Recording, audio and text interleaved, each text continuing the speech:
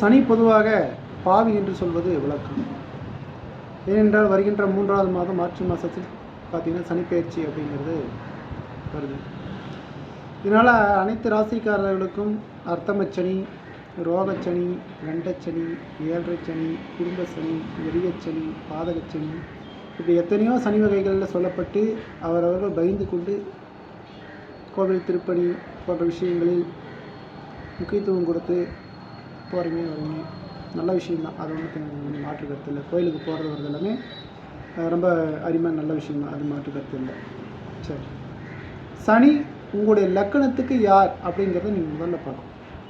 ஒன்று. 2வது, சனி கெட்டிருந்தால் அதிகப்படியான கெடுபலன்களை கொடுப்பார்.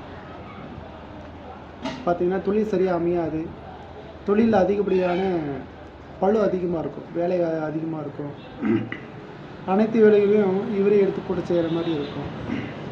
இல்லை தொழில் செய்கிற இடத்துல பார்த்திங்கன்னா இவருக்கு பேரு புகழ் அந்தஸ்து கிடைக்காது, ரொம்ப தாழ்த்தப்பட்ட ஒரு விஷயமா மாதிரி பண்ணுவாங்க. அடுத்து பார்த்திங்கன்னா காலில் அடிக்கடி அடிபடக்கூடிய வாய்ப்புகள் உண்டு இல்லையா? இந்த மாதிரி கெடுபலன்களே அதிகம் கொடுப்பார்.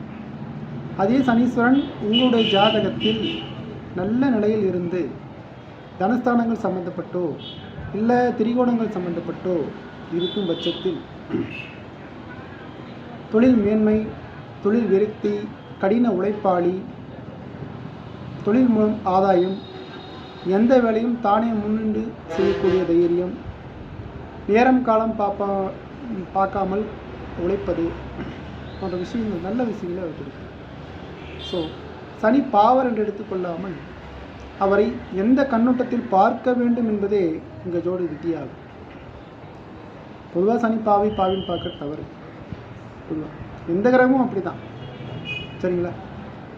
அதனால் எந்த கோளாக இருந்தாலும் தான் நடத்துகின்ற திசை பொழுது இயற்கை சுபர்களோடோ லக்கண சுபர்களோடு இணையும் பொழுது கொஞ்சம் சுப பலனையும், இயற்கை பாவர்களோடோ லக்கண பாவிகள் இணையும் பொழுதும் பாவ பலனையும் செய்யும்.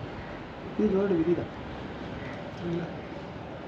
பொதுவாக சனின்றது இப்போ தவறாக நிறைய பேர் சொல்லிடுவாங்க. அப்போ சனிக்கு அங்கே 2 பலன் கொடுக்கப்பட்டிருக்கும்.